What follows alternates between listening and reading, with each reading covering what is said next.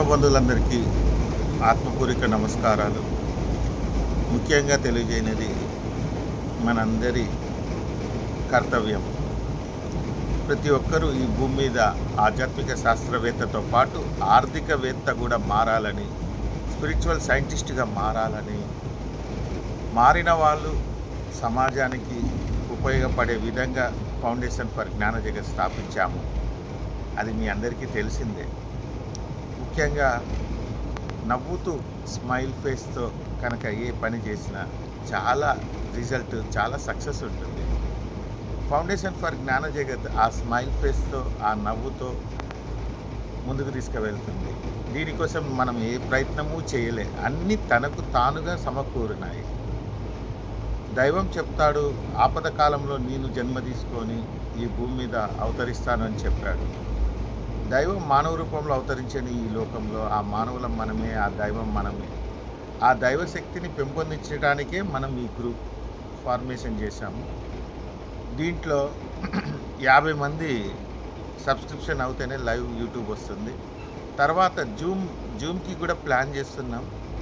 3 ఆర్గనైజేషన్స్గా, దాంట్లో 3 రూమ్స్గా ఉంటాయి. హిందూ, ముస్లిం, క్రిస్టియన్ ఇవన్నీ ఆర్గనైజేషన్స్. బైబిల్లో ఏం చెప్పింది, ఖురాన్లో ఏం చెప్పింది, భగవద్గీతలో ఏం చెప్పింది, అసలు ఈ మానవత్వం గురించి ఏం చెప్పింది అనే విషయాన్ని, ఆత్మ సాక్షాత్కారం అంటే ఏంటి, ఈ అన్నిటినీ మనం ముందుకు తీసుకువెళ్ళటానికి ముందుకొచ్చాము. అదేవిధంగా మన ఫౌండేషన్ జ్ఞానజగత్లో ఉన్న ప్రతి వ్యక్తి కూడా కుబేరగా ఉండాలని కోరుకుంటున్నాను. అదే కుబేరులుగా ఉన్నవాళ్ళు పరోపకారార్థం ఇదం శరీరానికి ఉపయోగపడటానికి ఈ ఫౌండేషన్ జ్ఞానజగత్ స్థాపించడం జరిగింది.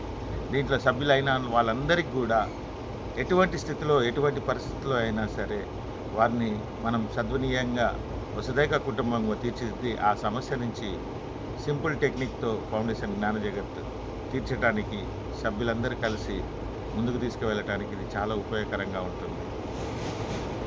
కావున మన అందరి సంకల్పం, ఒకసారి పొద్దున లేగంగానే అందరం కూడా సంకల్పం, ఫౌండేషన్ జ్ఞానజగత్ స్ట్రాంగ్గా మారి పరులకు ఉపకారం చేసే విధంగా చేస్తున్న ప్లానింగ్ని తొందరగా స్పీడ్గా నెరవేరాలని హృదయపూర్వకంగా కోరుకుంటున్నామని ఆ యూనివర్స్ని కోరుకుందాం.